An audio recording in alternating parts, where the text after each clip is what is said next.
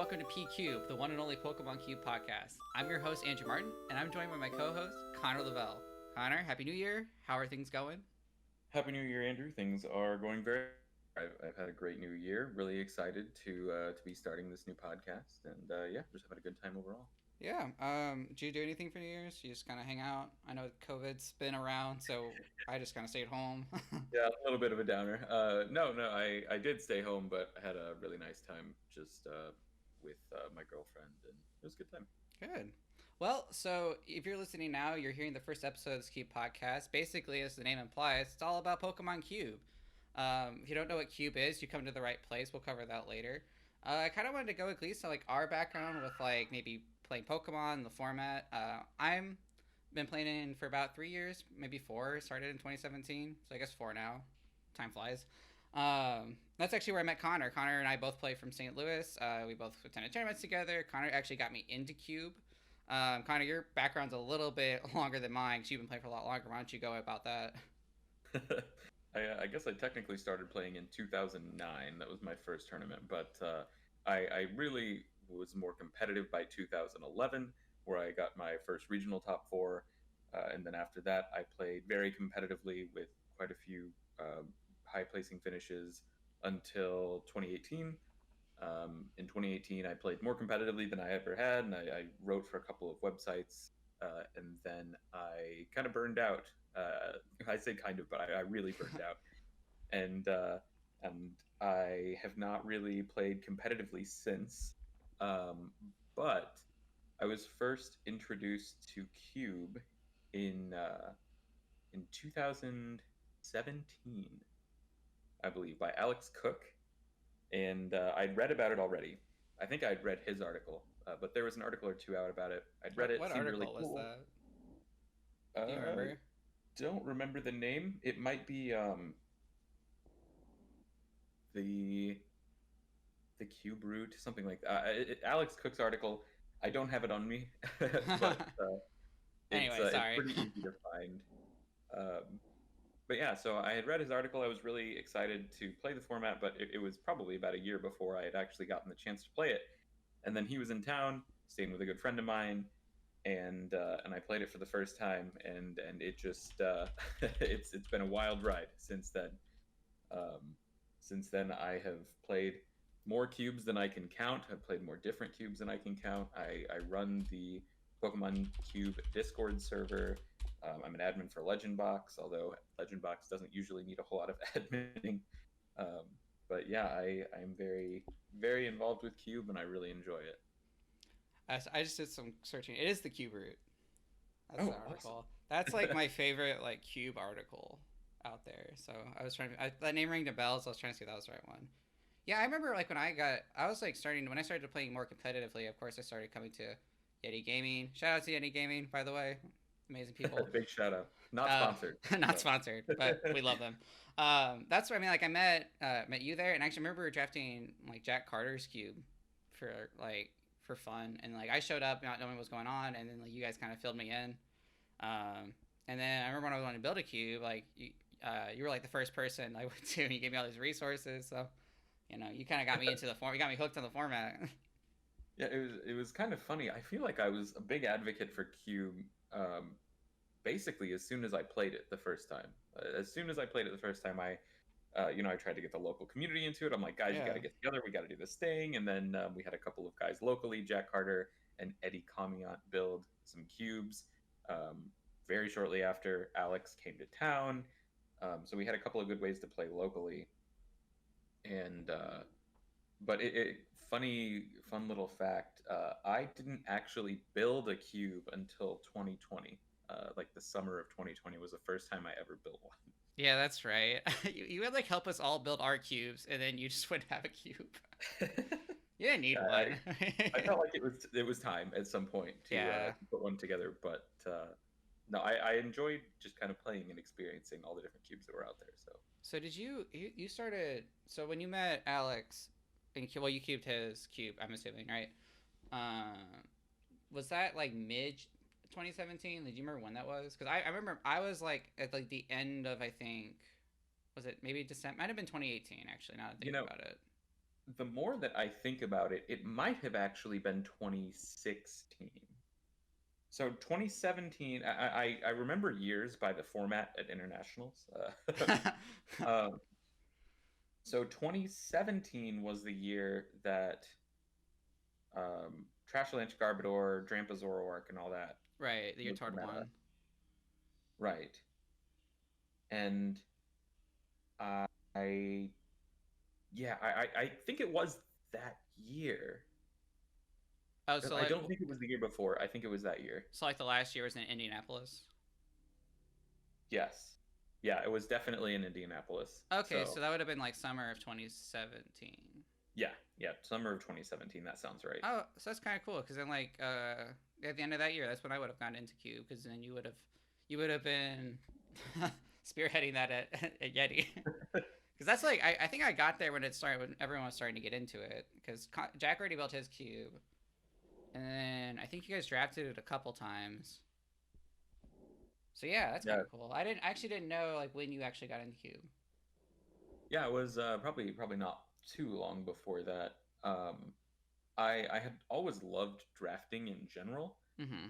just like different drafting games and that kind of thing. Obviously, Pokemon not the best game to draft, but I did even enjoy drafting Pokemon back then before like I had really been introduced to Cube.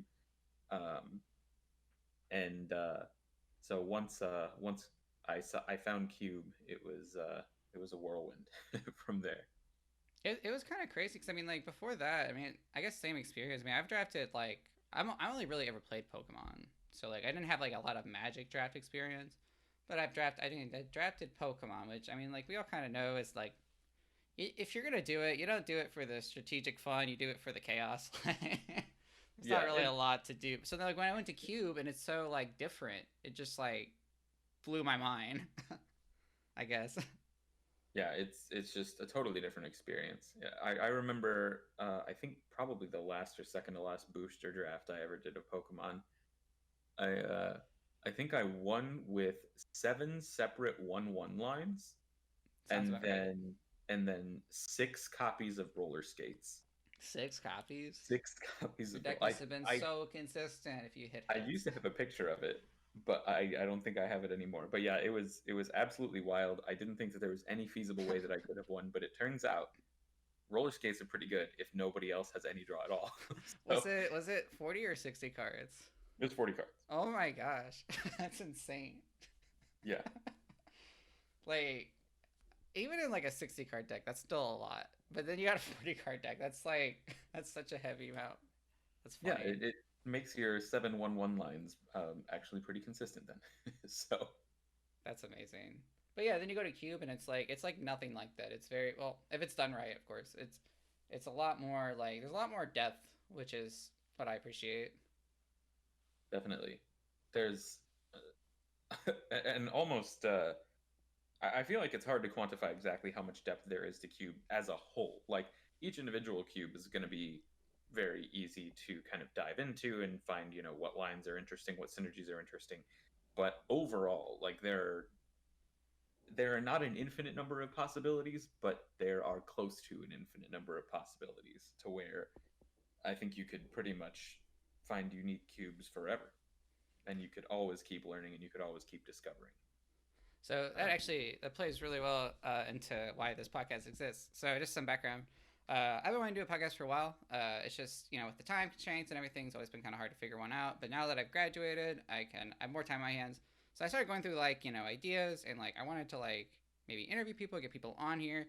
And Connor, obviously, you're like one of the first people I would interview because we have so much to talk about Cube and because of that, like I would just think of more and more things we could talk about, and it became this like honestly, like I could fill a whole page worth of ideas, and then it's just well, why don't we just do a Cube podcast? And then I reached out to you, and then you were really excited about it, which then now we're here. I mean, Cube's got Pokemon Cube specifically has just so much, I don't know, variety. There's so many things to it.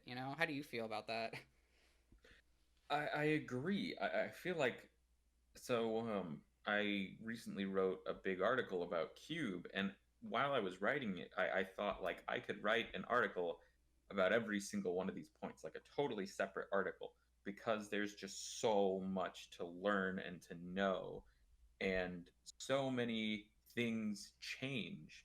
depending on how a cube is built, what special rules people are playing, even just like the very basic things like how big is your deck, how many packs are you drafting, like Mm-hmm. um, there are so many different aspects to it that you can change. And every single time you make a change like that, it can have huge consequences.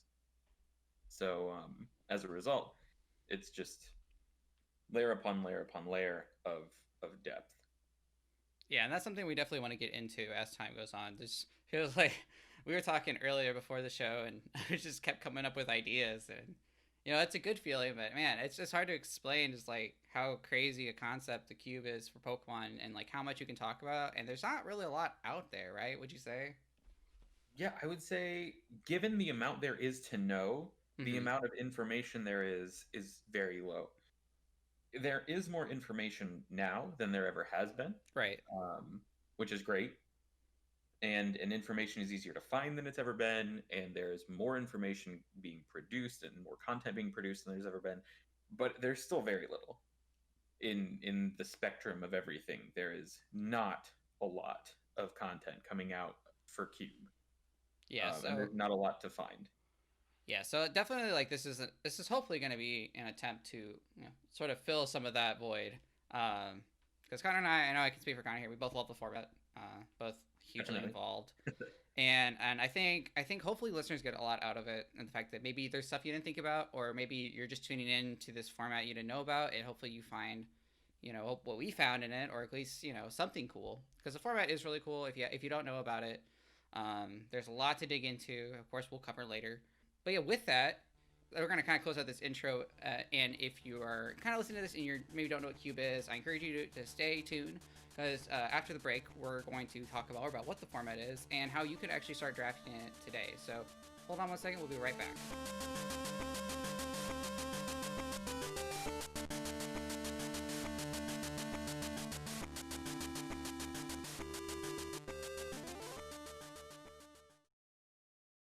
All right, welcome back. So again, if you're tuning into this podcast and you might not be the most filled in on what Cube is, this might be a new format to you. Welcome. You're going to get a lot of information about what exactly the format entails and stuff like that. So I guess like kind of the first thing we should probably talk about is like what is Cube? Yeah, definitely. And Cube breaks down very simply to a pre-constructed pool of cards that you create random or semi-random packs out of. Not going to go too much into that, but you Yeah. create random packs out of, and then you draft them. And usually that is going to be a pass draft where you open one pack, you take one card from that pack, and then you pass that cube to the person sitting next to you. And then you get the pack coming in from the person on your other side, and you repeat that process until you have drafted all the cards. So you have drafted all the packs, and then from there you build your deck. Usually you get basic energy for free, so you don't have to draft that. And once you've built your deck, then you play each other. You play off. Some people like to play round robin. Some people just like to play 3 rounds of Swiss until there's an undefeated. No right way to do it. One Mm-hmm. way, some ways take longer than others. Some people like to play longer than others, but no matter what, it's simple at its core. It is not a complicated thing. Yeah, it's kind of like if you like took a booster box and you're gonna draft it with your friends, but instead of the packs being random, you basically pick the cards that were gonna be in the in the set, quote unquote. Exactly. Yeah, So yeah, it's like doing a booster draft, except it's you pick the cards. You essentially are like the game designer, which is neat. Like you got a lot of cute people who make cubes. You get a lot of you see a lot of their personality come out into it. The stuff they like to play. It's very personal in that kind of respect. Um, yeah, yeah. I think every single cube I've ever played at least somewhat reflects what the cube builder enjoys in cube. yeah, So and absolutely. what's funny is it's not even a Pokemon thing. This actually originated in Magic, right? Yeah. Um, yeah, it's originally a Magic thing. I actually think Arena supports like an official like cube, right? They like an online cube.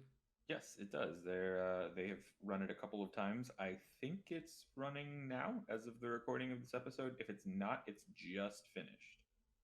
Cool. Yeah. So it's But like a very like yeah, popular format in like other card games. It just happened to work its way over to Pokemon, which yeah, is and Magic Online has run cubes for a long yeah. So hopefully one day Pokemon will integrate something. But time. well, Hopefully, the but survey.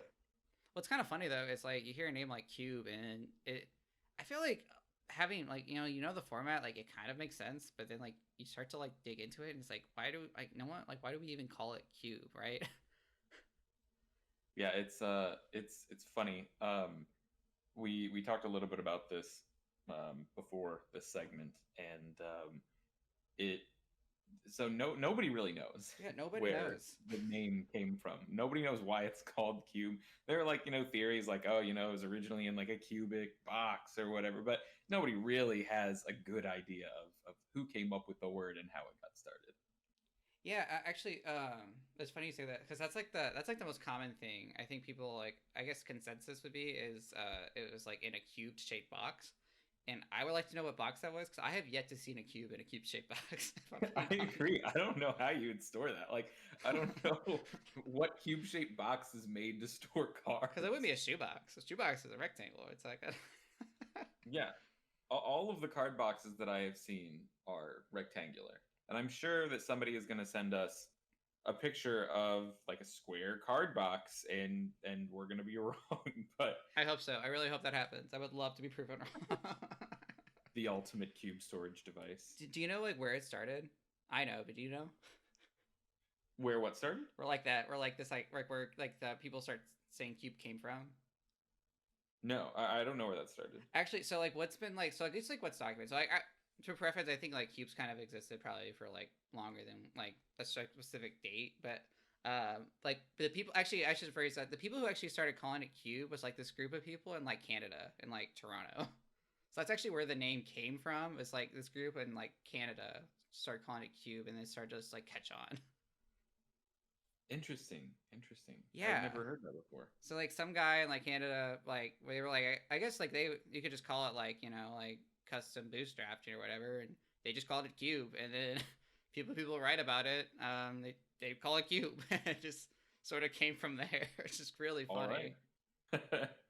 Anyway, that's just a little bit of I guess Cube history for what little exists. We can go into more. I guess like as far as Pokemon's concerned, there's different types of cubes, right? There's like Mutant Draft, which is like what takes like the evolution rules and just sort of says, hey, if it's any of the same type, it just evolves from that. Or you have your your more traditional plays. But like, is there what other like ways do people like switch up like cubes like design wise?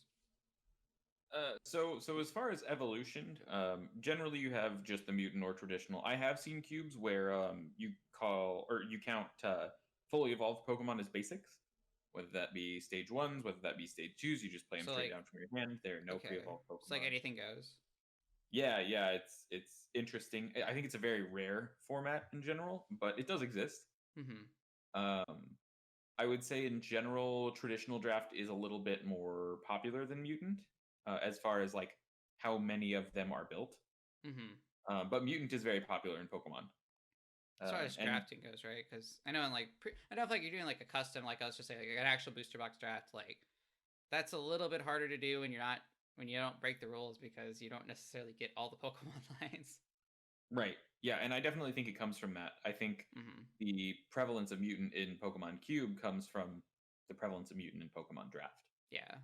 So, um, but there are differences that come from mutant versus traditional drafting rules. Mutant drafts are going to be faster because the cards that you have to find are less specific.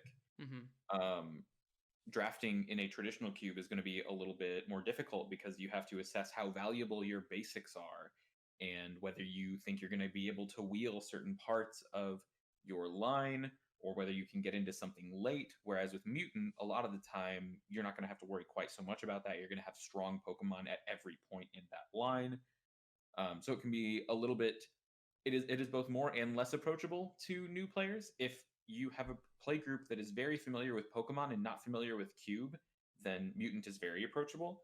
But if you have a play group that is not even familiar with Pokemon, then Mutant is not approachable, I would say, at all. If you recognize cards at face value, then Mutant is going to be easy in general to draft. This is a little Uh, bit of a side question, but do you feel like balancing a mutant cube is harder than a traditional, just because power level? Absolutely, absolutely. Balancing a mutant cube is significantly more difficult because part of the fun of mutant is putting powerful Pokemon everywhere. Putting Right, powerful Pokemon at basic, at stage 1, at stage 2, and then you so in a traditional draft format where you have a basic, a stage 1 and a stage 2, so you have like say Shinx, Luxio, Luxray, you don't usually have to worry about Shinx and Luxio being too strong. right. They're not that big of a deal. Funny that I picked that example actually, because there is a Luxio that is often played that is very powerful, but that's a rare More case. or less, the general Yeah, consensus is your evolving cards should not be like dominating the cube. right. But in Mutant, that can be the case, and you Right, can intend for that to happen. Like you can put a stage 1 in your mutant cube that is deliberately stronger than a lot of the stage 2s it evolves into, if that's what you want your mutant cube to be. So right. it's it's very difficult to balance in a lot of cases, just because you have to look at literally every single card for balance. Whereas in a traditional cube, you only really have to look at like the line toppers and the big basics, and some of the trainers. But usually trainers are not such a big concern with balancing.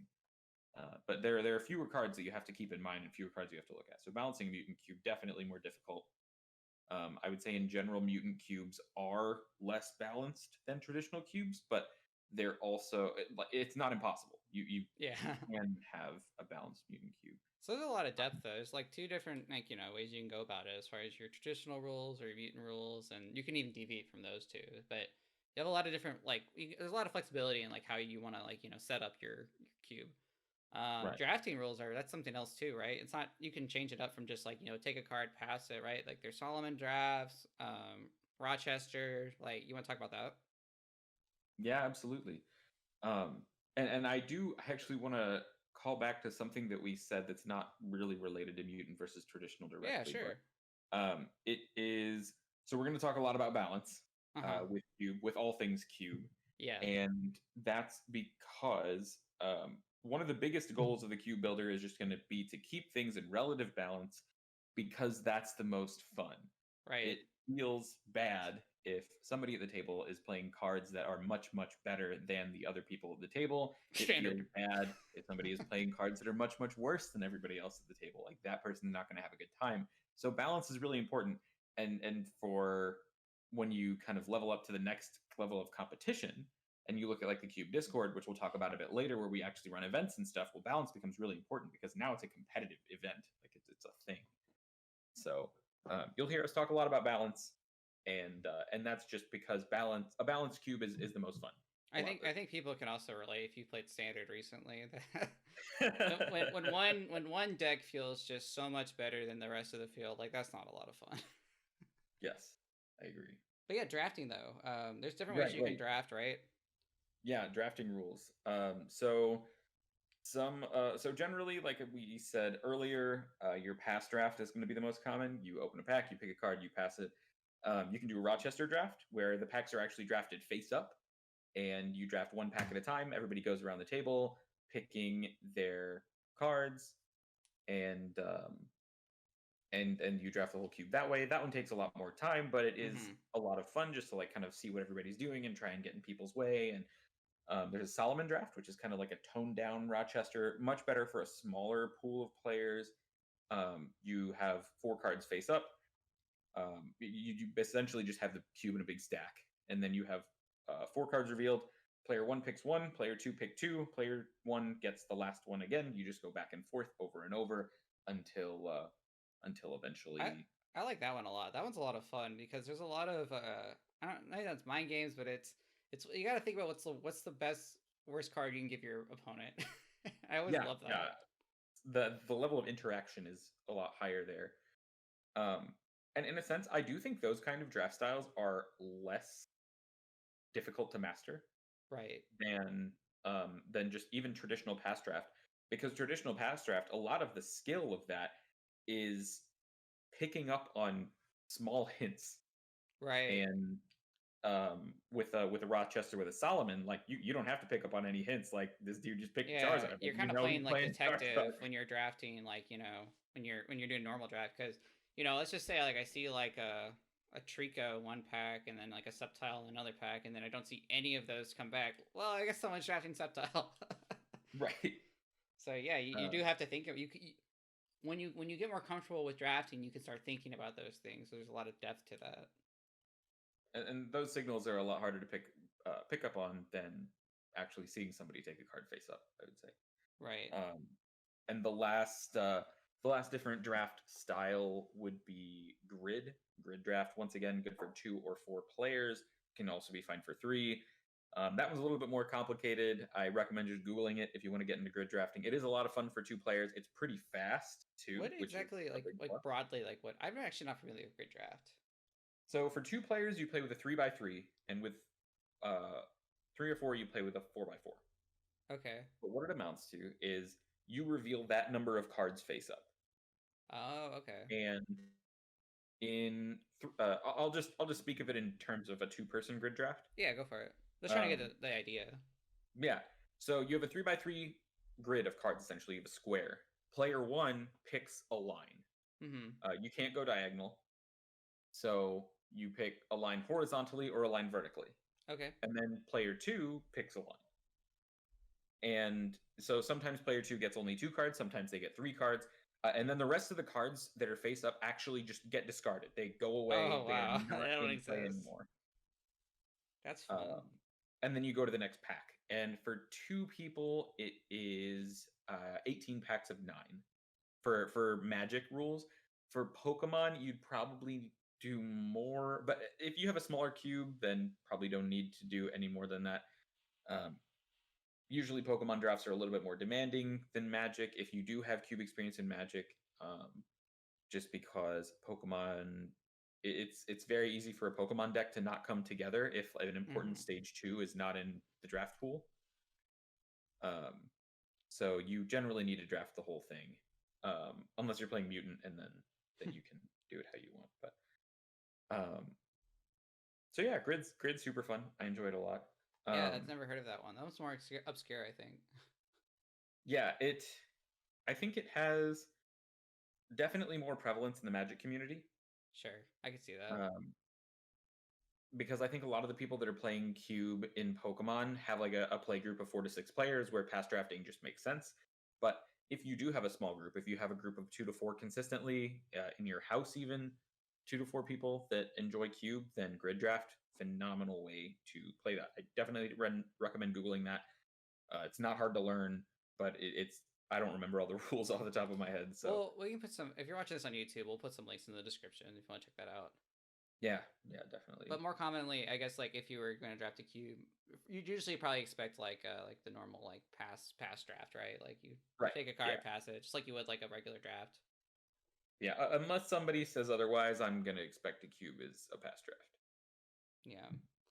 So then like when you get into like the Pokemon themselves, it's usually I feel like some cubes like to utilize EXs. I guess it kind of depends on era. Like, but normally it's like I guess like Pokemon terms like one prize Pokemon, like the normal like evolutionary lines.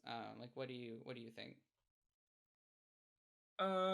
I don't know. There are a lot of interesting rules that you can that can come into play there. Yeah.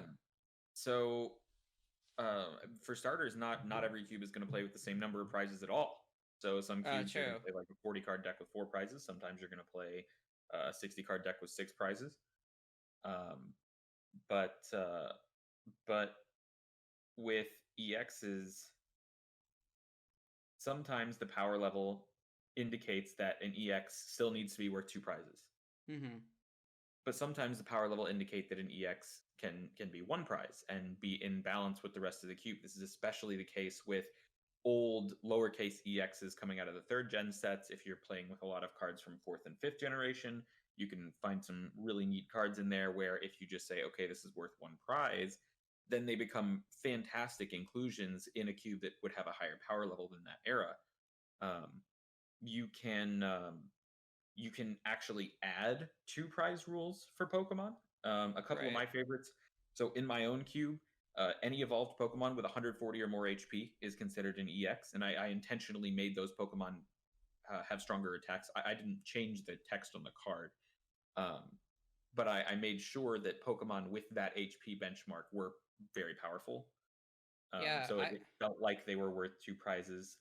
Primes are fantastic two prizers if you're playing a lower power level, stuff like that. I remember on my, I mean, you've drafted my tiny queue. It's a mutant queue for like 2 to 4 people.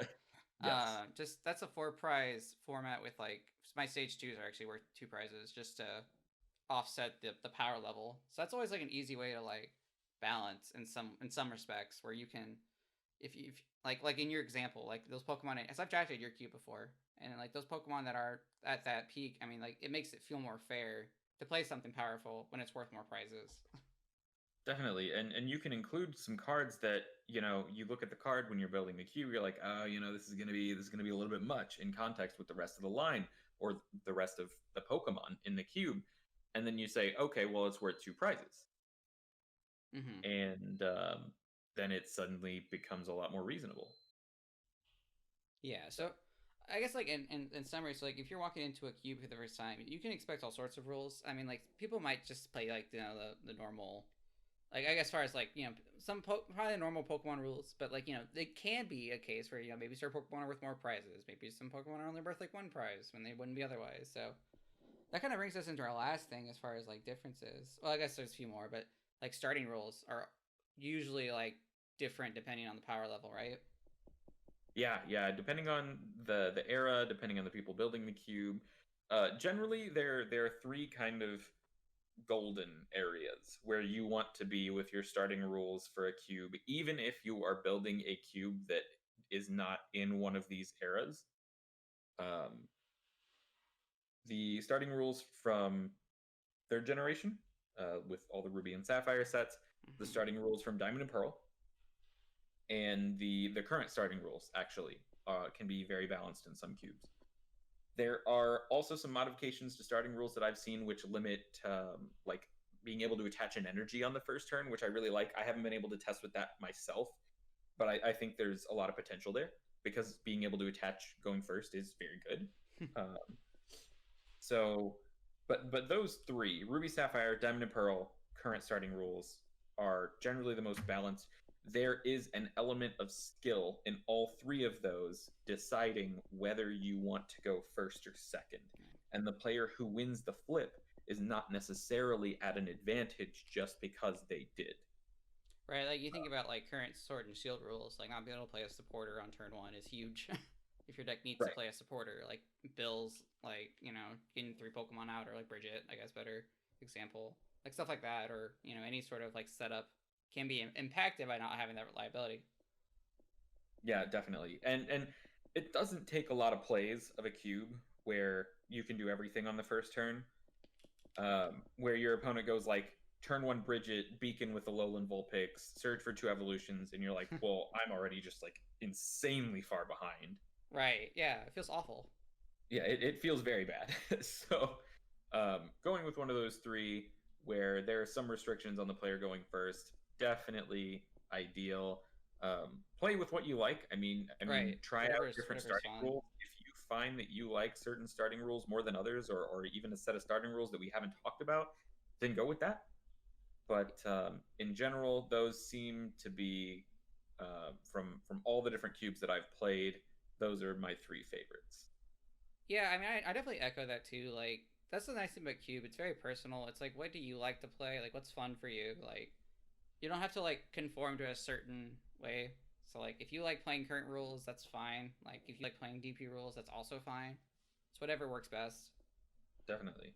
And I guess like the Uh, last thing in that kind of thing is mulligans, right? Pokemon doesn't really have like a. I mean, the normal Pokemon mulligan system is no basic in hand reveal, and your opponent gets a card. But there's no like, it's not like Magic where like you can like mulligan a hand that way. That's not great and just sacrifice a right. card. Um, Right. Pokemon could take a lot of inspiration, I think, from other card games. Other card games have really good mulligan rules. Hearthstone has great mulligan rules. Magic has pretty solid mulligan rules. Um, Generally, though, especially in Cube, where decks are not going to be as consistent as in Standard, but even in Standard, Pokemon I think would benefit from a mulligan rule. Um, but just a lot of the time, what we do in Cube League is we say that you have one optional mulligan where you can look at your hand with a basic in it and say this hand is not playable, or for whatever reason you decide you don't want that hand, you can shuffle it back and draw a new hand. Now, if your new hand is unplayable, that's tough luck. But Yeah. usually, if your deck is consistent, that's not going to happen. Um, That's generally referred and to as like a gentleman's mulligan, right? Yeah, gentleman's mulligan is what we call it. I think it's generally referred to similarly. And then the other one, we use this one for Team Cube because Team Cube is best of one. Mm-hmm. And that's the starting rules from U150, which some of our listeners might be familiar with, some might not. Essentially, in U150, you draw the number of cards that are equal to your hand plus your prizes. And then you actually decide which cards out of that total go into your prizes and which ones stay as your hand. And then you shuffle up your prizes so you don't know exactly where they are. Well, that's interesting. I've actually never heard of that. I really like it for best of one because best of one cube, even with the gentleman's mulligan, there are plenty of games where one player hits garbage and one player hits the nuts, and then it's over. And it's not fun to be on either side of that because you're Right. playing cube for fun. Like, you're not playing cube for prizes or anything. I mean, Right. like, Not like a cube maybe regional. right, right. Maybe if your friends have like put some money in a pot for the winner, then sure. But you want to play real games with cube, and I like those rules for best of one. I will say in some cubes are a lot better with it than others. Um, so some cubes you can have like absolutely wild starts if you draw 13 cards. So definitely play with it. See what you like the most. And we're always trying to work with things with the events that we run, and I encourage everybody else to do the same. But I really, really strongly encourage trying out some sort of mulligan rule just to help games be better and I think the help. gentleman's mulligan's pretty safe. Like it's there's not a lot that can really. It's just like one free mulligan per game. Like Right. they get No one is getting a crazy start off of yeah one gentleman's mulligan. I mean, like, you can get very lucky, but you could do that off your first hand too. Like, right. nothing. You are not overwhelmingly more likely to get a crazy hand. You are overwhelmingly more likely to get a playable hand, which is the goal. But yeah, it's safe, like you said. And something else too about like as far as like different rules for cube. One thing I'm familiar with people in our area like to do, and myself included, is like lost zoning certain power cards that might be broken if not like not lost zone. Like I know from my cube, I always like give everybody a copy of Lysander at the start and say, hey, it's a lost zone when you play it, and that kind of helps keep like it helps keeping the game becoming like okay, Gus, Gus, Gus. I know other people look like lost zone like Oak or the lost zone Ace specs, stuff like that.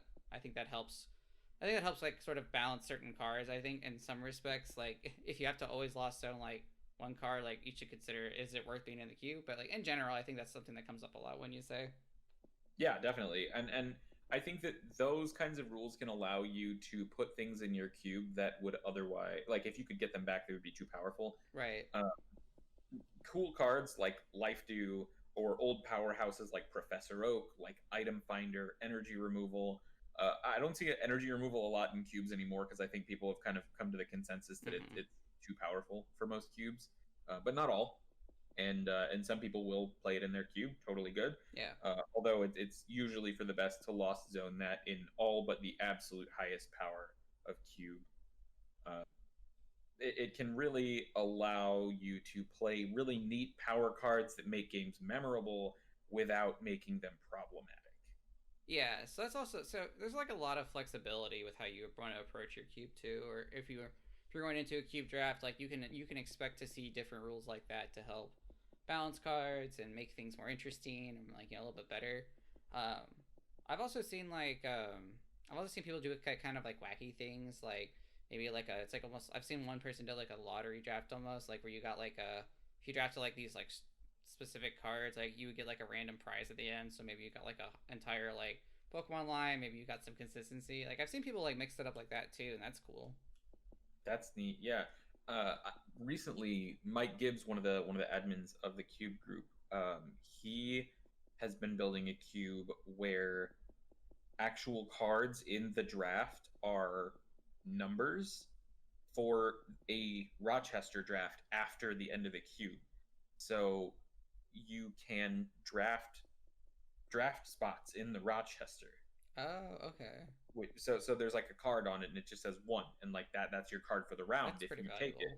But yeah, exactly. It's very valuable because you get the first pick in this Rochester, and it also, you're not necessarily worse off though if you don't end up with even any picks in the Mm-hmm. Rochester, because if you just have really good cards up against the Rochester cards, then not a big deal. But just stuff like, I love different rules. They're super fun.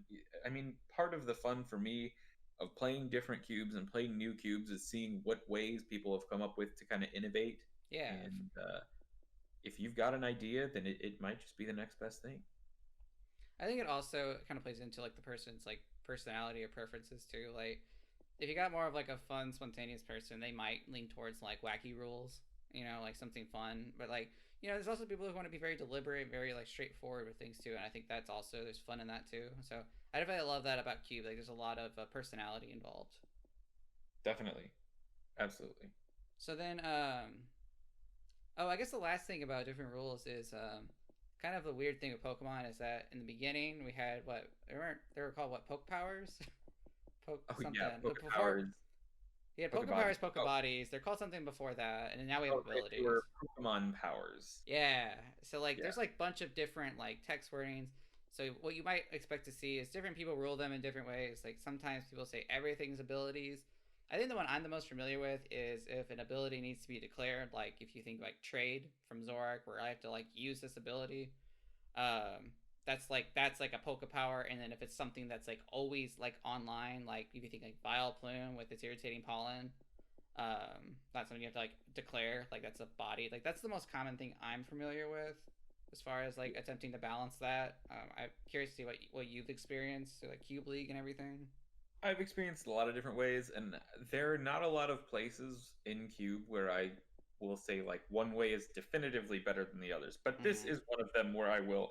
Uh, I do think that splitting Pokemon powers and abilities into Poke Powers and Poke Bodies is by far the best way to approach them in any cube where both exist, Yeah. or all of them exist. So if your entire cube is like modern cards and you only have abilities, then that's it, then just leave them as abilities. I mean, they were written to be abilities, and that's totally good. But if you have a cube that's built from cards, across Pokemon's history, like is very common, you have Pokemon powers, you have Poke Bodies, Poke Powers, and abilities, then making some kind of consistency to that, and splitting them into powers and bodies generally is going to be the best.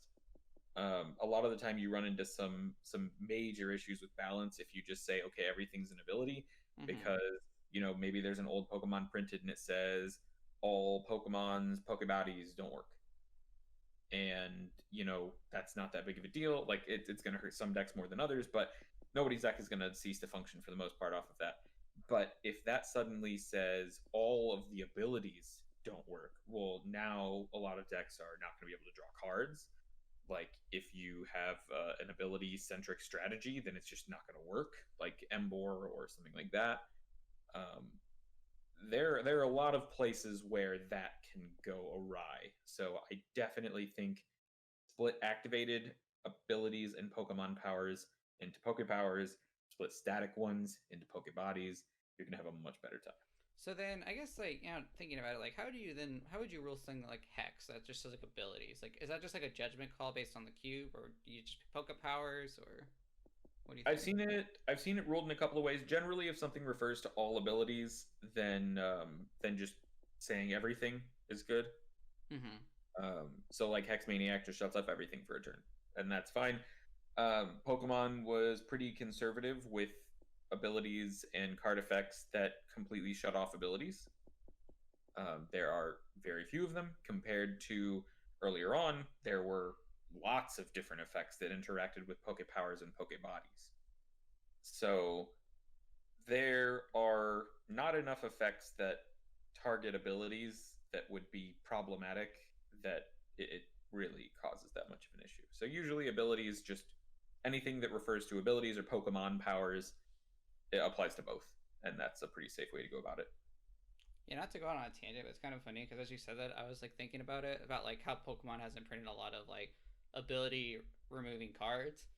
But like, I mean, you're definitely right. What's funny is like you think about like Garbotoxin and like how like prevalent that's always been, and like it's funny how Yeah, that one card, same with Hex, which is now banned and expanded, is like they print one card with ability like, and it's just played for like ever.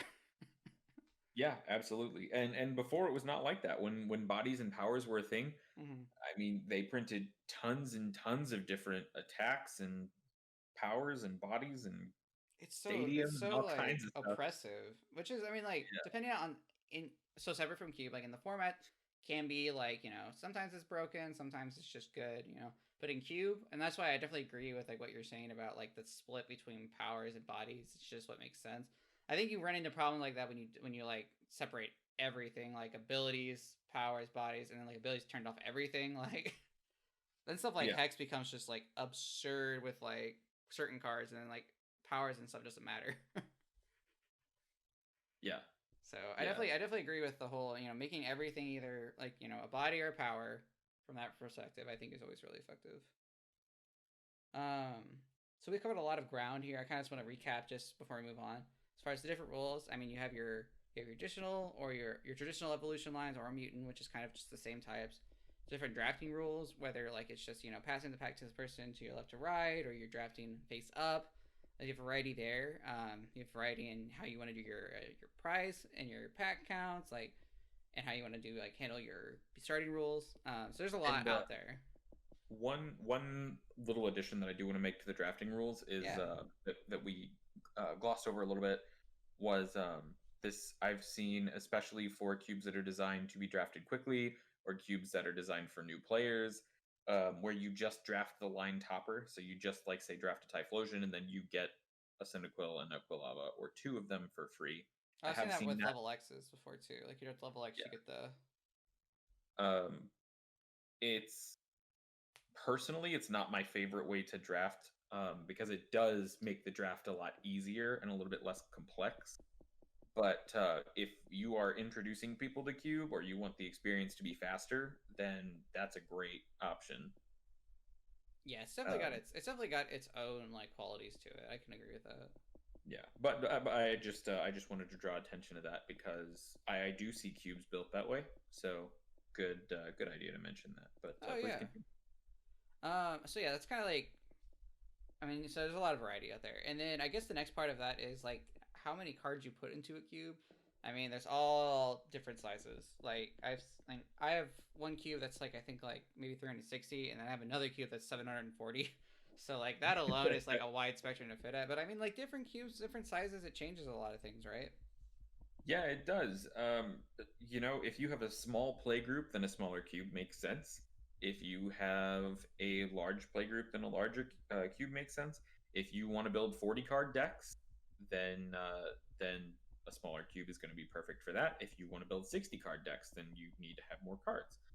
Um, it just depends on the experience you want to have. 40 card decks are going to play much faster games, going to be very tempo oriented. 60 card decks are going to feel more like a regular game of Pokemon. There's going to be a lot of potential for comebacks and more complicated, like multiple stage two strategies. So it just depends on what you want to do. But I've seen as small as like a 240 card cube built for two people, and as large. Generally, I think like the top end of size should be about 720. Mm-hmm. Uh, but I have seen cubes that are specifically designed to be drafted in certain ways. I know there's like 1,000 or 1,200 card cube out there where Jeez. you draft two cards at a time.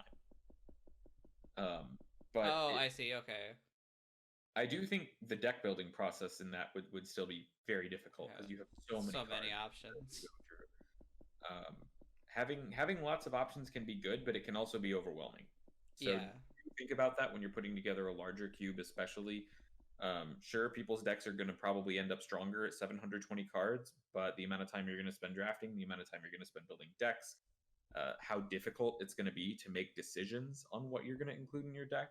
Those are things that are not immediately obvious, but you will definitely notice the time commitment and the engagement of your player base if you are playing with a count or a set of rules that they don't necessarily find appealing. Yeah, I think that so. And let me know if I'm wrong. I think the average amount of players are usually 6 to 8, and then 600 is usually like the typical amount, right? Yeah, so 6 to 8 is going to be the average player, Mm-hmm. average table size. I have seen kind of this new wave of like 4 to 6, which I'm a fan of.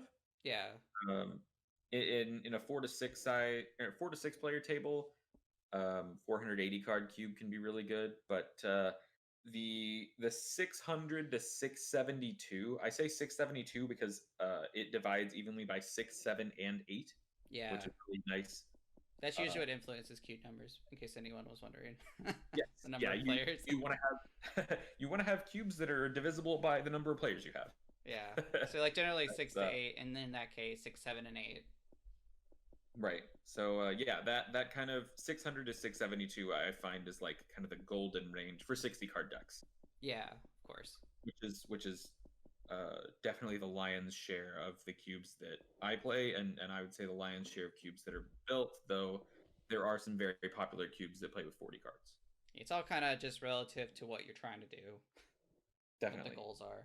And that kind of brings the other thing. Like people also like utilizing different blocks. Like I remember we were drafting that one in Cube League that was like more like Ruby Sapphire, like that Yeah. era, and the one we just drafted was more like I guess common era X and Y even. So there's a lot of different ways to approach that, right? Yeah, so I mean, if you want to recreate the experience from an era, then you can absolutely do that with Cube. The couple of cubes that Andrew just talked about, Davi de Souza's RSPK cube, which is just kind of like a highlight cube of the entire Ruby and Sapphire era.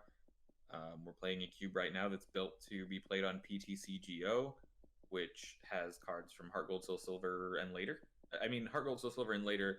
That's like half of the game at this Right. point. It's not like a block, but um, it's not unlimited. Like there are cards that are not available to you because of that. The big thing that I will say is that the smaller your card pool gets, the more important it is going to be for you to include duplicate cards. Right. Um, Building a singleton Wizards of the Coast era cube, which I have seen attempted many times, always results in very inconsistent decks because there are just not enough trainers to go around the table. So do not be afraid to include multiples of cards, especially if you are building a block cube. Yeah, Singleton Uh, being like just for anyone who doesn't know, it's like Singleton's more popular in Magic, but it's the idea that every card is unique. Like you don't have a repeating card. Like Ultra Ball, you wouldn't have another Ultra Ball. You'd utilize other cards. That's kind of the idea, right? right, right. So if you have a big card pool, like if your cube is just unlimited, essentially, which is a very common Yeah. thing for cubes to be. But you would Um, utilize like let's just say I had like a Venus or line. I would have like different Bulbasaurs. I would just have one Bulbasaur in the cube. right, Could be fun, but definitely. It could be fun. And in high power too, singleton is a lot less common. yeah, Um, because you need decks to be fast and consistent, and it's hard to do that with a yeah. singleton cube. Sometimes Pokeball doesn't get you there, you know. Like you gotta have, yeah, Pokeball's great when your opponent doesn't hit you for real damage until turn 3 or 4, but when your opponent's going to smack you in the face for 100 on turn 2, it's going to be a little bit tough for Pokeball to make that right. or to go the distance. So it's all about context and trying to remember Yeah, stuff like what block you want. And that's if we keep coming back to that, but it's like it is all about what whoever's building the cube, like what makes sense to you, like what's fun. So yeah, and the only thing that matters in Cube is that everybody's having fun, which is why we talk about balance so much. It all just goes back to people having fun. yeah, if you're listening to this and you're like, wow, that actually does sound fun, but I'm in the pandemic. How am I ever gonna do this? There actually are several ways you can play like the cube format online, which is honestly been sort of a new thing in the past like few years. Um, one of the most Yeah, prominent ways, like, and Connor can speak more about this, and we have a whole another segment talking about it too. Is like over Discord. We have a lot of resources over Discord, right? definitely. Yeah, really, really in like the last year and a half, online cube has become a thing that people can do. Um, Well, a lot of it's too because so of the drafter that came out for like yeah, Google Sheets. You want to talk about that? yeah, definitely. So for a long time, there was a player. I don't know his name in real life. His username is Vandergus. Might be Sam Gustafson. I Don't wouldn't quote me. know. I think that's what it is. But he wrote a drafter in Google Sheets where you could bring in card data from an API that is specifically made for Pokemon, and you could use that to draft. And we used that drafter for a long time because for a while it was the only way that you could draft Cube for Pokemon online. Um, and over time, Best Pal Al, another admin in the Cube group, has made some incredible modifications to that drafter. So I do still think it's the best way to draft Cube online. Super easy to use. There are tons and tons of amazing functionalities now as far as visualization. You can basically just type the name of a Pokemon into or trainer or anything Yeah, it's into nuts. a card finder now, and it'll bring it into the drafter. Um, This is all through like Google Sheets, which is just insane to think yeah, about. but I will mention Tabletop Simulator. That is one that has been gaining a lot of traction Yeah, lately. that was Um, that one's also pretty popular too. Where you like load in the you, cube through like a was it like a workshop plugin? I don't know exactly the I think you specifics of I how it think there's works. like a workshop plugin for like building the cube and like you play in that. Like I think there's definitely ways to do it. I haven't before, but I've seen that come up a lot. Yeah, I've seen it done. I've worked with it a little bit. Um, it's a pretty popular way to do it, especially if you're just going to play like a one-off cube. It replicates the experience of sitting at a table better than Right. any other way to do it. But when it comes to like absolute competitive integrity and ease of access is the big thing for me. Um, Ultimately, it's going to be harder to set up a tabletop simulator draft than it is going to be to run a Google Sheets draft and then play it in Untap, which Untap is a platform that you can play lots of different card games. Pokemon is one of them. Online, totally free, and not too hard to learn. Usually, people can pick it up in just a few minutes, and that's how we play everything on the Cube Discord. So, do what works best for you. If your whole group doesn't have Tabletop Simulator, totally fine. Play with the drafter. It's publicly available, very easy to find in the Discord. Play with Untap. Um, Definitely do not need that. If you want an experience that is similar to playing at a table, go for Tabletop Simulator and Right. invest in that route. So, uh, or if you're already an experienced Tabletop Simulator user, then it's going to be a lot easier for you to set up. You're going to be used to a lot of the hurdles that you have to jump through to get there. So it's not going to be as big of a turnoff as it might be if you are starting from ground zero. Right. And then so imagining if we weren't like in a pandemic, the normal way that we used to cube is in person, right? Someone would bring a cube up and then we would just draft it, which is fun. So can't really recommend that right now. Definitely keep your social distancing.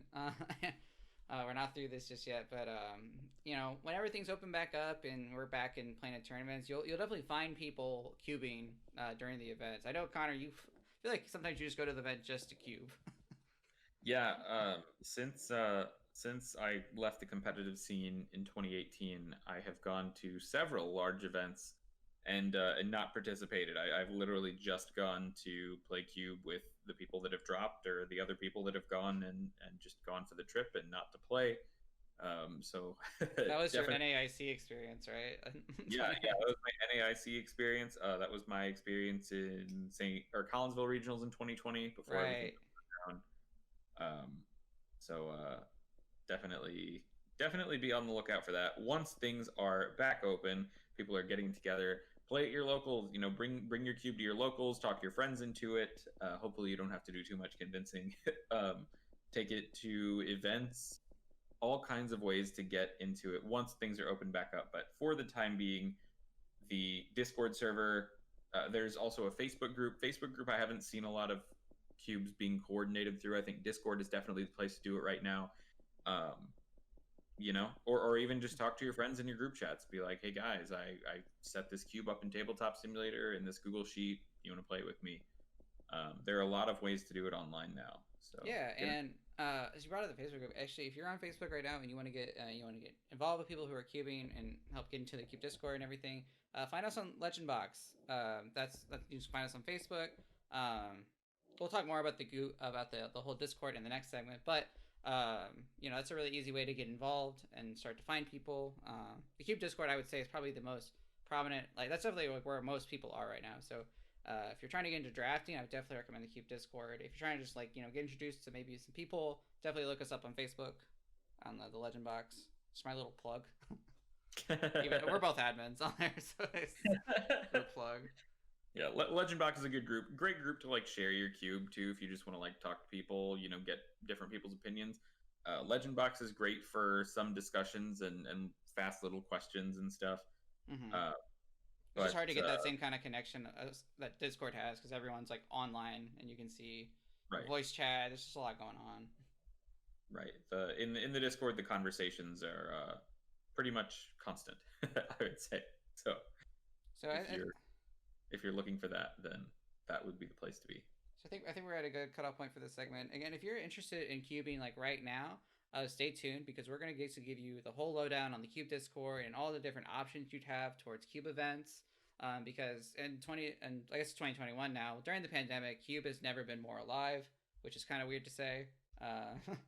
And Connor's going to basically give us a whole lowdown on everything you can expect in the Cube Discord going forward. So stay tuned. We'll be with that shortly. Hello and welcome back to PQ, the one and only Pokemon Cube podcast. Once again, I'm Andrew Martin, brought to you with Connor Lavelle. Previously, we talked about what exactly Cube is and pretty much the different facets of Cube. But now you can actually draft Cube online, and you can do it now if you wanted to. And a lot of that's been attributed to like what has happened over Discord with the Cube Discord. If you didn't know, Connor is a huge contributor to that. Connor, why don't you talk about your experience in the Cube Discord, like how you got involved, all that stuff? Yeah, definitely. So I'll say it right now. I'm probably probably the biggest Cube Discord stan on Earth. I'm a tremendous fan of it, and I think that's probably a good thing because I do own it now. Yeah, that's a very good thing. A little bit. So what it is essentially the best place to gather and find actual cubes being played that anybody can get into for free. Right. It has an amazing community. We have lots of official events. People do things unofficially all the time. We have little side events. As far as we have like a progression series that's going, people run their own cubes. You can literally jump in the group and say, hey, who wants to run my cube? Hit or miss on whether that fires. Usually the cubes with official support behind them end up firing much more reliably, but sometimes you do get it. So people just get together and draft? Yeah, like even today, actually, we had somebody say who would want to play in a cube like tonight or tomorrow, and they've got a group ready to fire. So definitely something that can be done, and definitely something that people do and are encouraged to do. When I joined on, we were pretty small. I don't know exactly how many members we had. I want to say between 50 and 70. I kind of remember those days. Yeah, that was like, is that a year ago? Maybe a little bit more. It was, so I joined in December of 2019. That sounds right, yeah. And I think I came around April. Yeah. After things got a little bit more established. We've kind of had a couple of surges. So I joined in December of 2019, and I was just a player for a while, and then I became an admin because I contributed a lot, and then over time the original owner had to step back. He had some things going on that just made him too busy to run it, and then eventually he granted me ownership of the server. So I do own the server now. I have an admin team who is incredible. They They have tons of great skills, super friendly people, always willing to help, super helpful with running events. We are now over 250 members. That's So huge. That's so huge. so we have grown significantly, and there are a lot of very active members as well. Um, I've never done the metrics on it, but I would have to say, probably between 50 and 100 unique users post at least every month. Probably even more than that if I really did the numbers on it. But Yeah. Oh yeah. I'm like a more like casual observer. I usually am like busy for like the Cube League stuff. But I've been more recently coming back, and like honestly, every time I come back, I feel like things have just been growing. Right now, I see like there's always a bunch of discussion going on. There's a ton of different like ways to get involved because there's a lot of different options in terms of events. The people are really friendly. I haven't really had a bad experience with anybody yet. I mean, in the Cube League, you're meeting new people all the time and drafting with these people, and I honestly have just enjoyed getting to like hang out, joke around and play Cube with like strangers. It's been really fun. yeah, it's a very, I would say in general, it's a very welcoming environment. Um, very, very easy to get involved, have a good time, casual. The only time where it's going to be a little bit less casual is if you're playing in some of the official events, and then of course we have like rules that we have to enforce and that kind of thing. But But still, the people are still really even fun. It's those, still really chill yeah, atmosphere. even the competitive events are pretty chill. Yeah. So, So then this all through remote drafting, right? And we talked about that before, but do you kind of just want to go right. into like at least how that works in first Cube League and all that other stuff? Yeah, so we for the cube for all of the Discord's events, we use the same setup to run them. We use a Google Sheets drafter, which we've talked about already. Very easy to access, totally browser based. All you need is a link, and you're good to go. And we use untap.in as our platform of choice to actually play the games. Uh, it is great for cubes with special rules because a lot of it's manual, totally free, browser based. Um, that is what we use and what we will probably continue to use for the foreseeable future. Unless there is a dedicated like Pokemon Cube platform that comes Yeah. out, we'll probably continue to do things the way we do them right now, just because it's worked out so well. Well, what's pretty nice too is that you don't have to know anything about Cube to even do it. Like you just, we had people like literally show up like I think the last month who never cubed before, and then they just got them right in on like a weekend cube or something. Yeah, yeah, definitely. So super approachable. We had the Jay Witz released a video talking about Cube. He had a bunch of links, and our Discord server was one of them, and we got a huge influx of players at that time. And the I think we got like 6 of them or so into the event that we were running, like in These an are hour. people that just were just So new. They never like yeah, maybe some yeah, have cubed totally. before, but like they were just like completely new to the Discord. So it's that easy to get involved. Yeah, yeah, absolutely. So lots of it's very easy to get involved. There are a lot of different ways to get involved too, which we're gonna go into next, but I won't jump the gun too Oh yeah, you're much. fine. I mean, we're almost there. I think the last thing I want to mention too is like the reason like we kind of say this is that Cube before I felt like was a lot more. It was like a lot of more higher barrier to entry because someone would have to have a cube to even like do it. I mean that makes sense, right? But like so if no one in your area like had a cube, it was kind of hard to like find a place to draft or meet people who are interested. But now in like the current year, it's a lot easier. You can find so many people in this one Discord who are interested in drafting all the time. It feels like the format's a lot more accessible than it's ever been. Would you agree? Yeah, for sure. And and that's one of the reasons why I think that the Cube Discord will probably continue to be quite popular after things open back up, because there is an unparalleled convenience to the platform. Right. There's no barrier to entry. You just gotta show up. Everything is, yeah, you just got to show up. Everything is free. um, we run a ton of official events where you don't even have to take part in the setup. You can literally just say I want to play, and then when the event starts, hop into a draft tab and you're on your way. So really really fantastic convenience to it. Yeah, and again, if this is interesting, there'll be a link to the Cube Discord in the description if you're watching on YouTube. So definitely check that out. I would like to go into more about what different events you can expect to find, since I know there's a ton going on right now, right? Yeah. More going on right now than has ever been going on before. So It's cool. I mean, it's really cool to go into like the channel and see like all the, like the different like or to go into the Discord and see all the channels like light up. Like there's like a bunch of different events happening. So we can kind of get into that. So I mean, like you said, they're all free. You don't have to pay money to do any of the events, right? They're all free. yeah, all of the events are free. They are going to be free forever. That is Okay, cool. the number one goal of, at least my number one goal, but I think I share it with the rest of the admin team. We want every event in the Discord to be as approachable as possible. So events are always going to be free, regardless of whether they have prizes or not, um, and that is not going to change.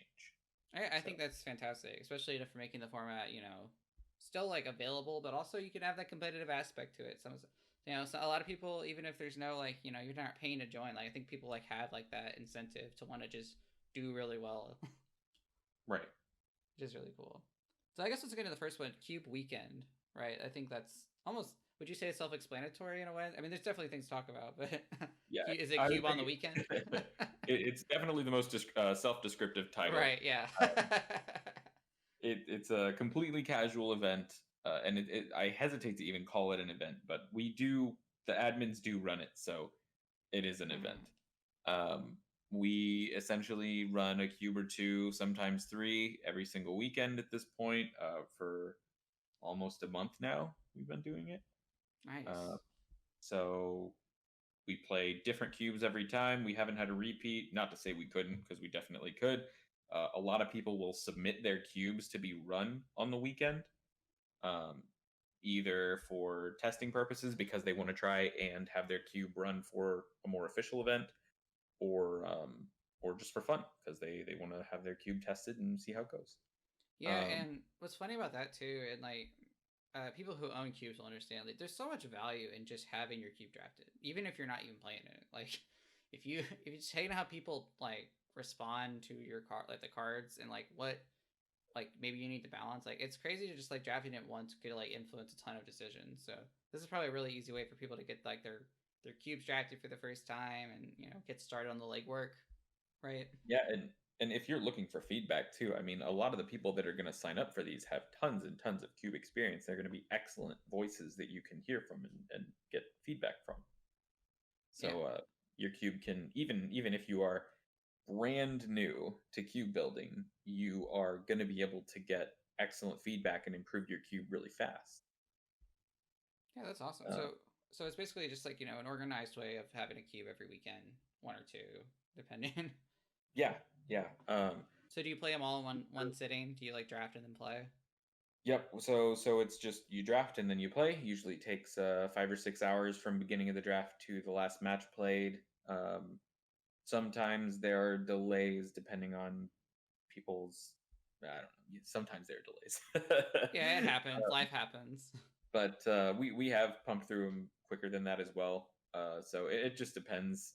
Luck of the draw. Sometimes Well, they normal are. cubing also takes a while too. Yeah, they are. They're very very casual. There's absolutely nothing on the line whatsoever. So this is the most casual environment. This is akin to playing at a table with your friends, and depending on your friend group, it might even be more casual than that. So Right on. stress free, great place to try out new cubes. If you are familiar with the format, you want to get a feel for what other cubes are out there. Great place to get involved.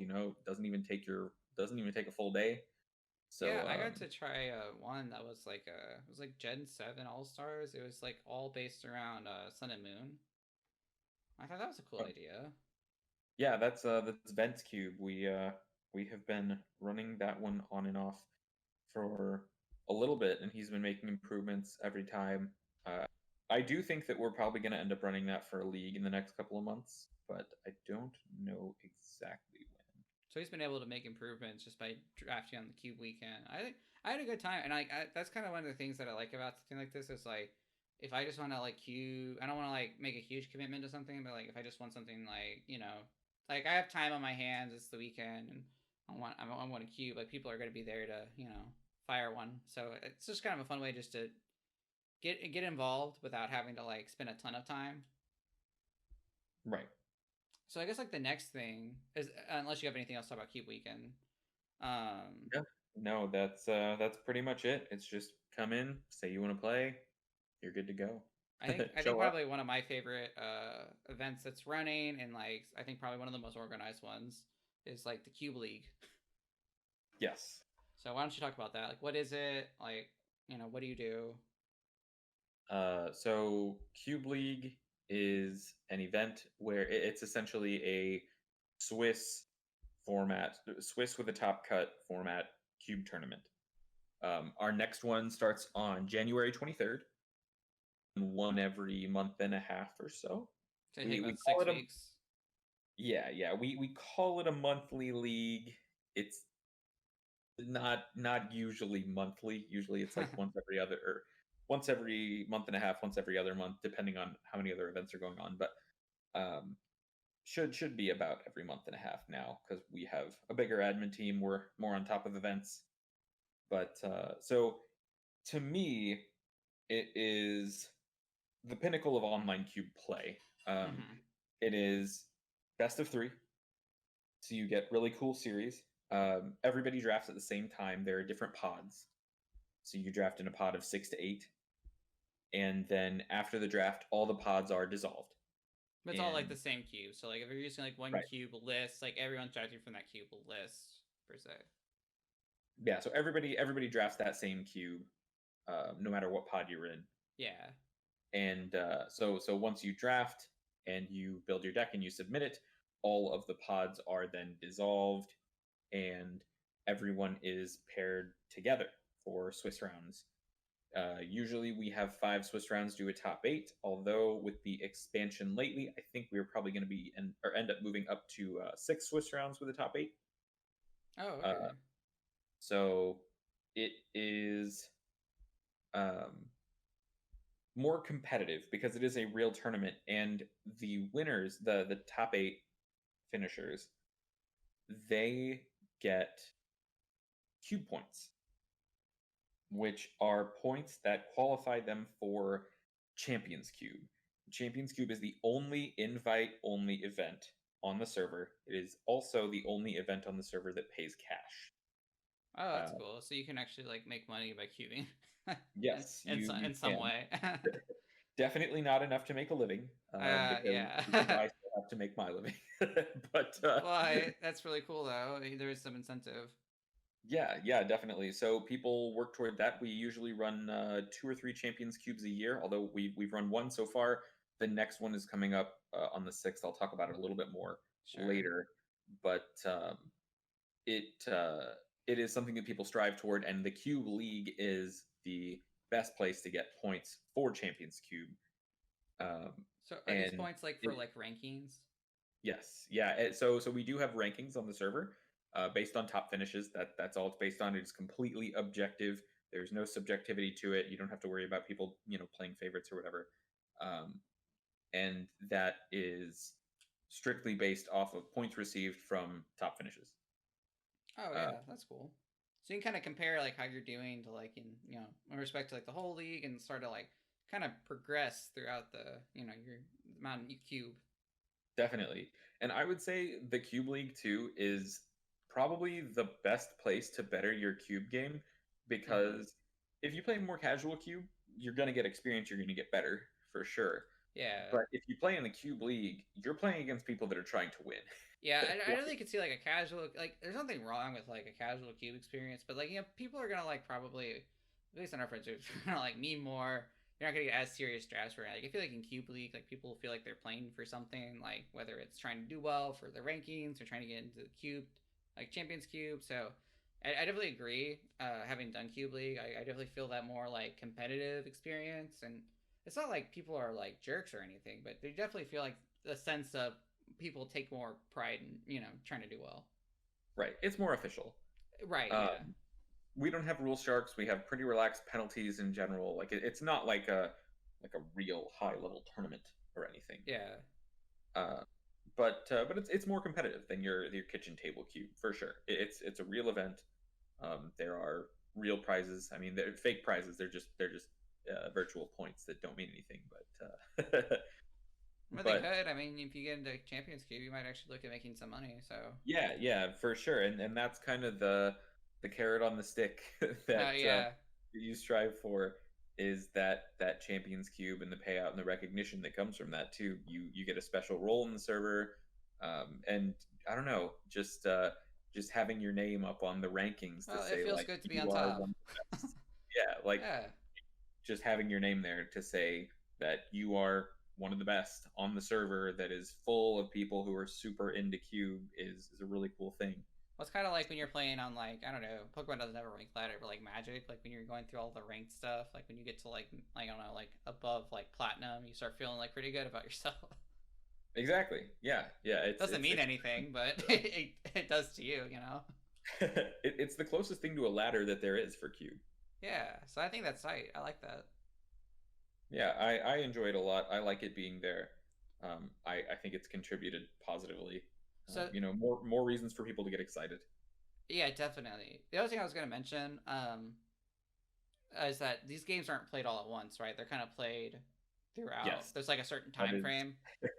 very good to mention. Yeah, so the Cube League, everybody drafts it once, and you have about a day to build your deck and test, and then the Swiss rounds start. So we recently extended the length of rounds. You're going to have a minimum of 4 days to play your round. A lot of the time, you're going to have 5 days. So you have quite a bit of time to get just a single best of three match in there.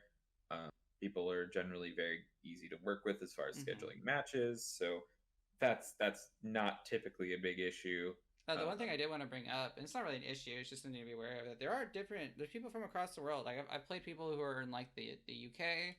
I played like people who are like maybe in like the West Coast. I'm in obviously Central and in Missouri, so this you do get to meet people from like all different all across the world too, which is kind of cool.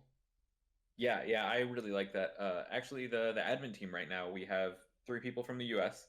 and then we have one player from the UK and one player from Brazil. Oh, actually, I didn't know that. That's really cool. Yeah, yeah. So that's our admin team right now. We've recently picked up an Australian player. So we have in the group we quite literally have people in Australia playing against people in the UK, Yeah, which so are that like opposite sides of the world. so that can always be like but I feel like you're given enough time to like figure that out. It's not really like an issue.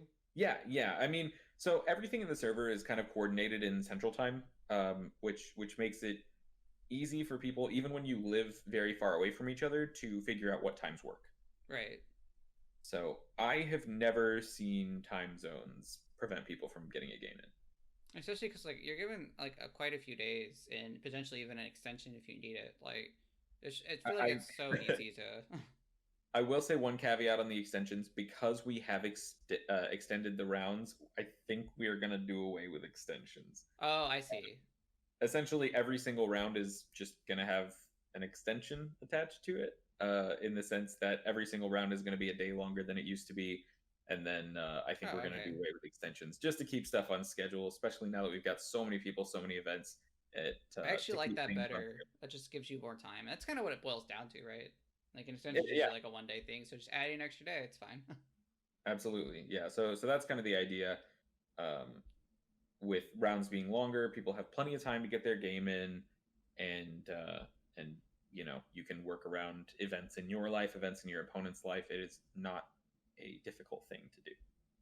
Right, and this is like you would say this is like probably one of the best places to get better at cube, right? Because there's like a very it's competitive, but also like it's okay if you don't do the best. Like Oh, the best place yeah. for sure. So all lists are public for Cube League, so you can see what other players are building. You can see what the players who do very well are building. You can see what the players who are not doing as well are building, and you will play at least like provided you don't drop, which you are welcome to drop at any point. Um, you play five unique opponents, and even if you lose all five of those matches, you've seen five separate decks in action. You've seen what their strategy is. You've seen what their decks can do, and you learn every single time you lose one of those matches. You learn like this is another angle I can approach this from. This is another thing that can be done in cube. There's something too with that I want to point out because that's so true. And like, I'll go into like a cube not knowing what's in it, and like I'll draft my line, and I'll play against other decks, and I'll be like, oh, I didn't think about putting those pieces together. Like I'll see a deck that's maybe got a unique strategy, and be like, oh, you know what, I didn't think about it that way. So I think that's kind of cool too with playing the different decks. Definitely. Yeah, I would say every single cube league I see at least one deck where I'm like, I hadn't thought of that. So always exciting to see that.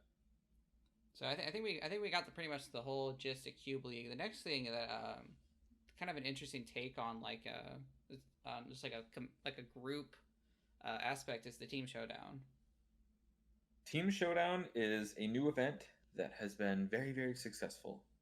What is it exactly? So the next cycle starts on February 1st. So that is going to be the next interval you're able to register for. It's a 3v3 cube event.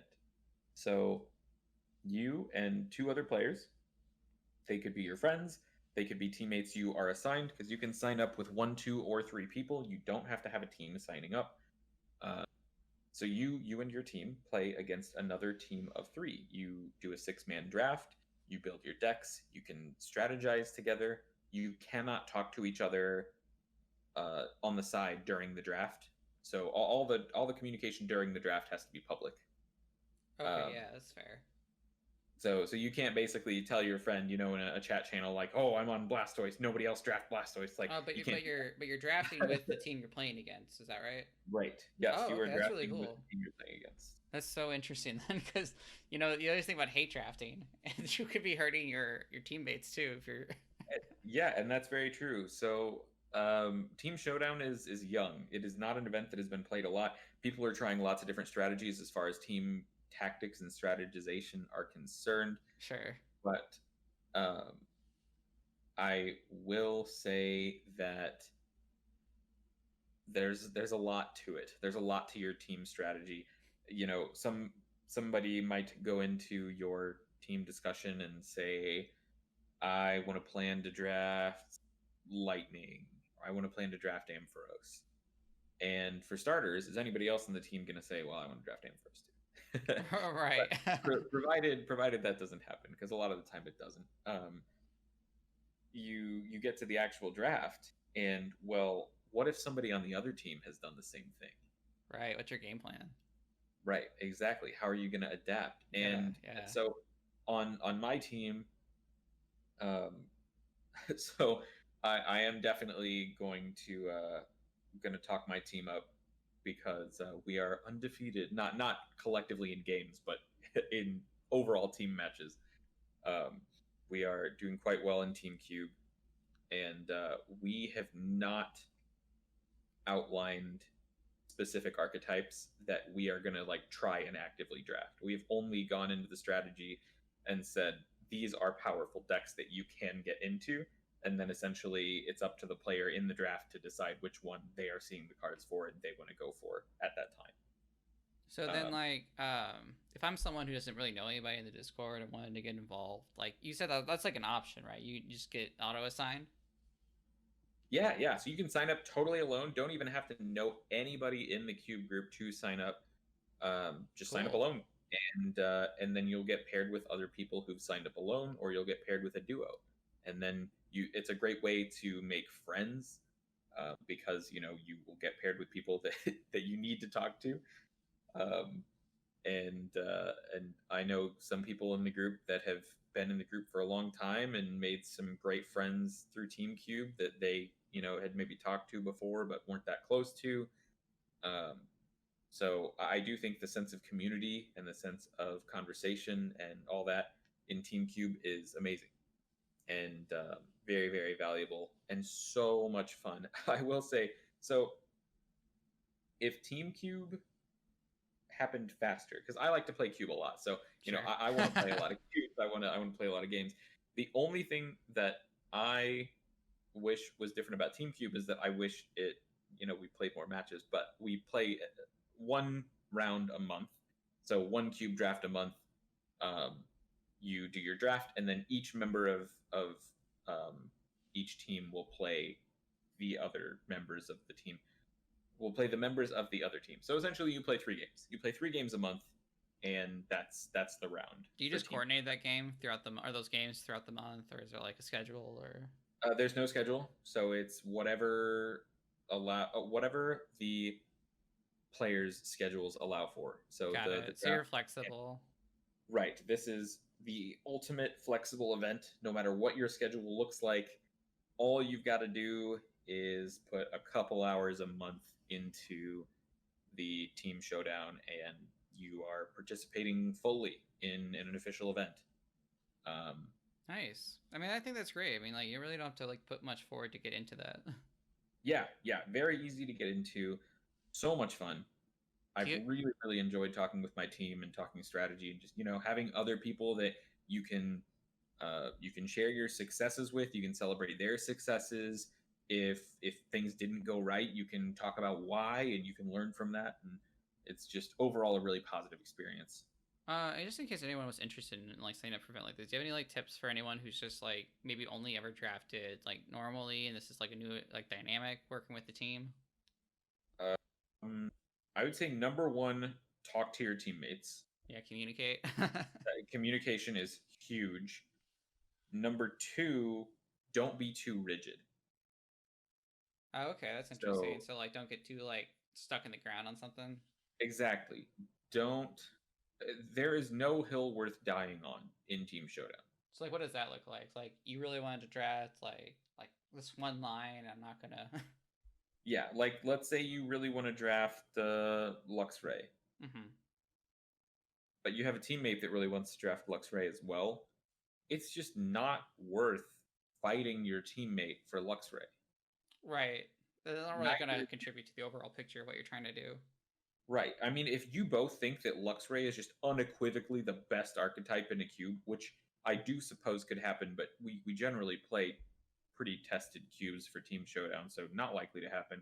Mm-hmm. Uh, if you and a teammate is like Luxray is the best, I'm gonna play it. I mean, play rock paper scissors or something to be done with it. Like it is not something to argue about. And there's a solid chance too that you and your teammate have overlooked something, or you're just not seeing things in a totally rounded way. And there are plenty of other strategies that you can get into as well. So So I guess be open minded. yeah, communicate, be open minded, don't be too rigid about stuff, and you're gonna have a great time and you're gonna do well. And another benefit to Team Showdown is for each team win you get, every member of your team gets 5 cube points toward qualifying to Champions Cube. So that's the other way you can get points for that to qualify. If your schedule doesn't allow for Cube League because it's too tight, if Cube League is a little bit too difficult to actually snag those points in, then Team Showdown could be your place. Could also help So you like make up for lost ground. Like maybe if you like weren't doing well in the beginning of Cube League and you know trying to get in.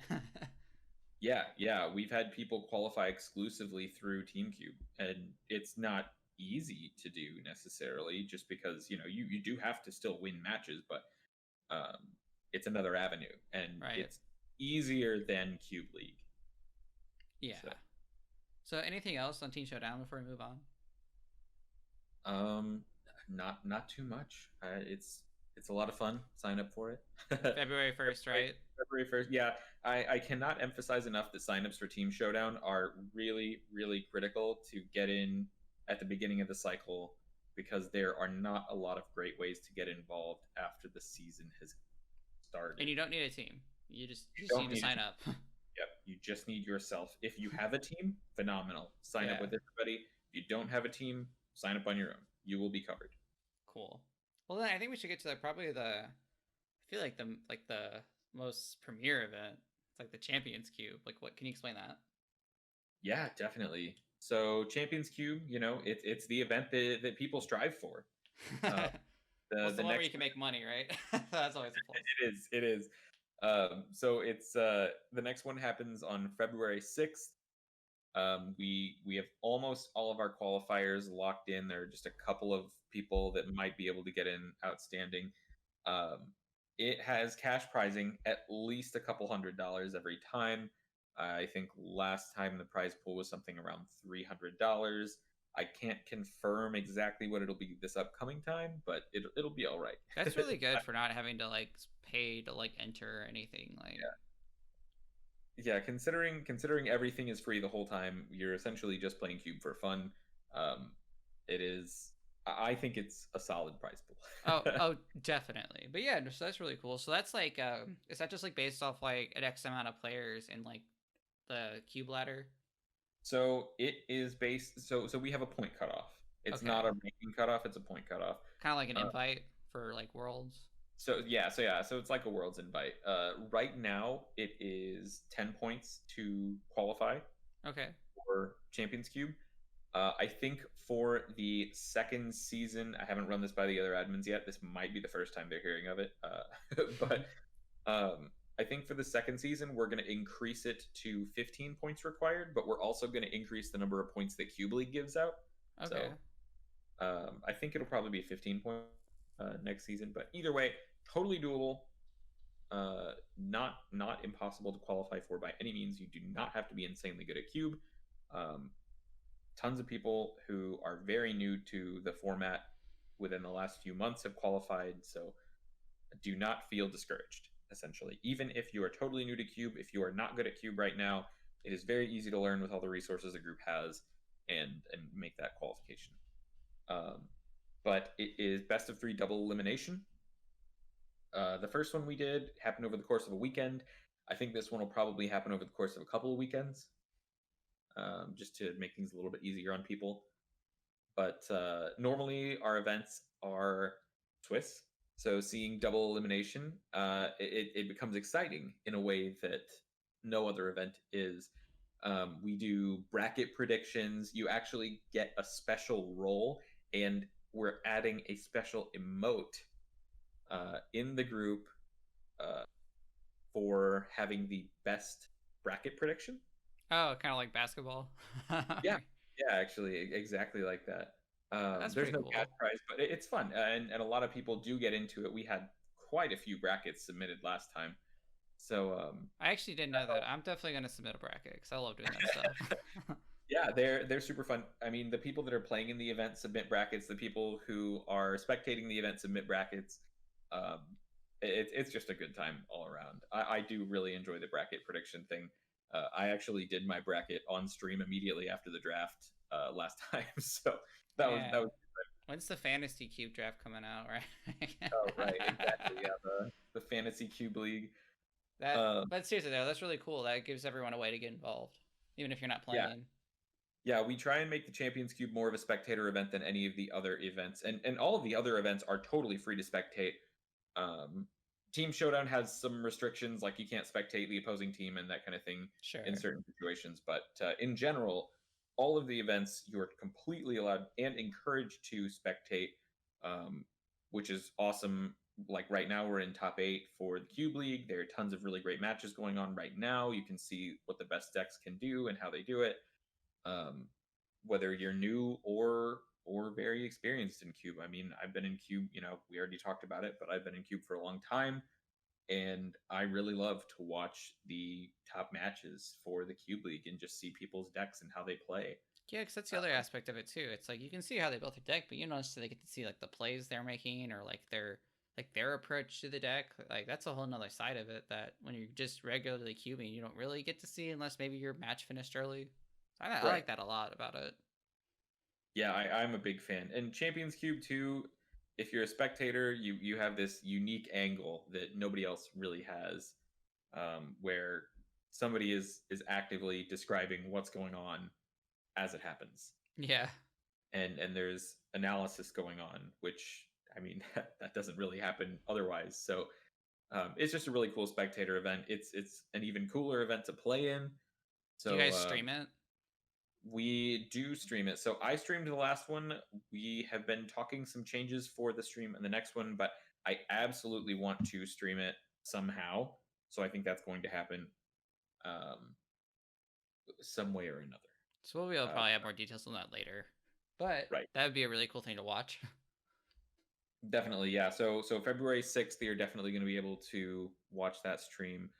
Unfortunately, last time we did not stream the draft. This time, I would say we probably will not stream the draft again, just because we have never had an issue with cheating in the cube or in the group. But if there were ever going to be cheating, Champions Cube would probably be the event where it happened, just because. So it's just Uh, like, good business. right. I can So respect that. as exciting as streaming the draft may be, we don't, because the advantage that could be gained from somebody that is actually drafting, watching the stream of the draft, would be tremendous. Yeah. So we don't stream the draft. We do stream the matches, um, and the matches are super exciting. I really enjoyed watching all the matches. I enjoyed commentating on the matches last time. So Well, it should be a lot of they're fun then. yeah, I think so. I get really excited for Champions Cube. It's kind of a different game. Well, it's like, it's like the world's a cube, and like in this cube league, like, you get to, I mean, it's just like the cherry on top because you get to play in the cube league. If you're really invested, you played a lot of games and you like, kind of worked for this like invite, and then like now you get a chance to compete for like cash, which is kind of cool. And like, meanwhile, you're still just cubing. Like, it's not like you're being asked to like grind like 40 league cups. Like, you're doing something that hopefully you want to do. Yeah, hopefully you're not forcing yourself to do this. Gosh. Right. There's like, there's enough on the line that it's not like, it's not very, you don't feel like you're like trying to, not a lot at stake, but there's a reason to get involved. So Right. yeah, so that's kind of that's the kind of like the gist of the Cube League. Like, I mean, hopefully everyone understands. There's a lot going on here. There's a lot of parts, but I think what it offers really is kind of just there's a way for everyone to get involved if they want a cube. Yes. Yeah. Tons of different ways to get involved. Yeah. So if you're, Not just one. Um, we have people play in all of our events. We have people play in one of our events. There are just tons and tons of different ways that you can be involved in the group. So yeah, but I was gonna say, like, so if you're like listening to this and like maybe you're like interested in cube, but you don't have any groups that are cubing or any friends that are cubing, and we're in a pandemic, but you really want to get involved, like, just sign up for the Discord or find us on Legend Box. You can get in the Discord that way, and like that'll help you. You can get involved like right away. So hopefully we make a strong case for why Cube League is like the place to be. Or the Cube Discord itself too. There's a lot, just so much going on, so much variety, and so much to look forward to. That I hope that if anyone's trying to get into Cube, there's definitely a way to do it, especially like right now.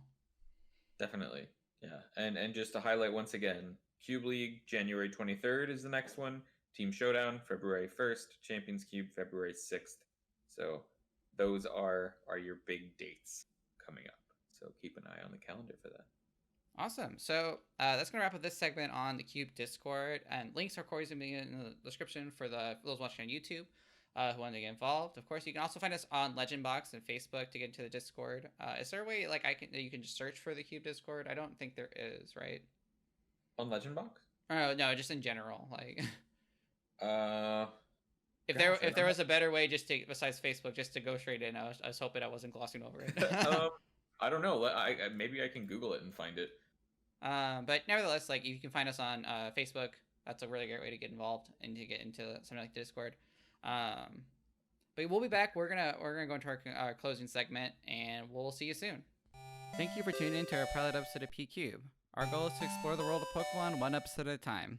New episodes will be released every other Thursday, so tune in January 28th for the next one.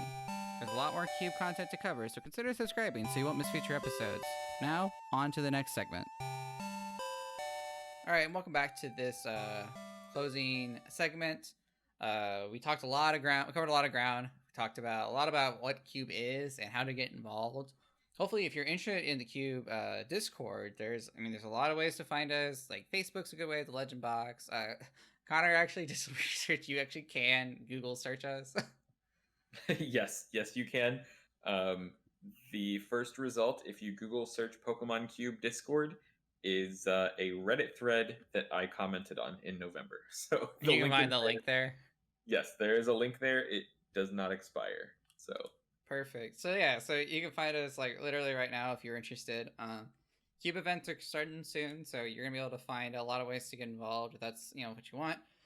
But let's take a step back and really, this podcast is gonna be a lot more about like Cube concepts. So for this time we wanted to talk about kind of like the big overarching things, like what is a cube, and we'll probably be referencing a lot of what happens in like Cube League and stuff like that, just because there's a lot of interesting topics within that space. So we kind of thought it would be a great idea to even just go over that in depth and give people an idea of like what that's all is about. But going forward, you can also expect a lot more discussion about just the various parts of Cube, and hopefully by this point you can see where we're coming from. There's just so much out there, right? Wouldn't you agree, Connor? There's just so much out there. Yeah. It's an endless amount to explore. And I feel like we always keep finding more. Definitely. So there's a lot of things to talk about, which is why we're doing this. And I'm excited. There's a lot I've been looking forward to, especially by like being able to just take piece by piece like these different subjects and just kind of pick them apart. This podcast is probably gonna be like twice a month, concurrently on Thursdays. That's at least the goal. as I'm saying this right now on January 7th. So if this is out by the 14th, I did a good job. I have faith. Yeah. But we're looking forward. I hope you guys look forward to it too. Do you have any like final thoughts on this first episode, Connor? I'm just really excited to be doing this. Really excited to help people learn about Cube, help people get farther into Cube, and as we move forward into our analysis, into our breakdowns, into our discussions, help people think about Cube, think about it in different ways, and improve and get better at it. So I'm just really excited for what's in store. I completely agree. And hey, I think that's going to do it for this episode. Again, we're only getting started. There's a wide variety of topics we have to cover. So you definitely don't want to miss future episodes. If you're listening on YouTube, make sure to subscribe. If you're on Spotify, give us a follow so you get notified in the next episodes. If you're on iTunes, whatever you have to do, I don't use it, but whatever button you have to click to get notified when we're uploading again. Next episode's going to be out January 28th. I don't know what we're going to be talking about yet. It's probably Cube related because it's a Cube podcast. So make sure you're there and tuning in.